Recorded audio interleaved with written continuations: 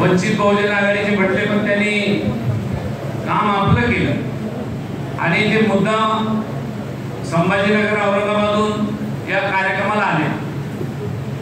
त्यांनी या ठिकाणी आपल्याला मार्गदर्शन केलं। रोहित देशमुख इथं होते, व्यासपीठावरील सर्व मान्यवर। मी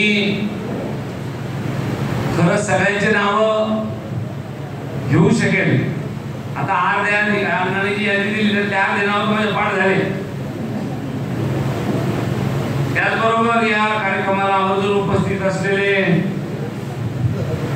महिला भगिनी, माजी नगरसेवक, माजी जिल्हा परिषदेचे सदस्य, मार्केट कमिटी, खरेदी विक्री संघ, पंचायत समिती याचे वेगवेगळ्या विभागाचे पदाधिकारी आणि या कार्यक्रमाला आवर्जून उपस्थित असलेले विशेषतः मुर्शेताई, दामडेताई, भुसेताई, भिसेताई, जाधवताई, जेजेताई, वाघताई, सावंतताई, अजून कोणी राहिलं का?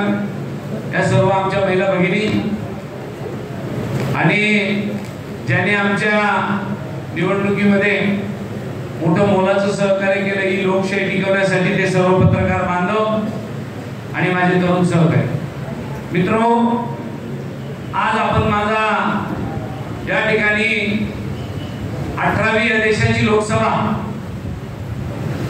देशाच्या 18व्या लोकसभेचा जालना लोकसभेचा उमेदवार म्हणून मी तुमच्याकडे विनंती करायला आलो होतो की आपण मला सहकार्य करा आणि निवडून द्या।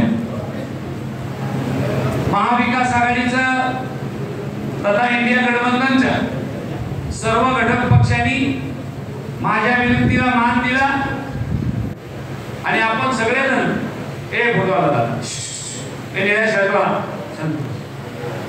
नको आज बांधाय का आपल्या गावाचा आता शांतता झाला।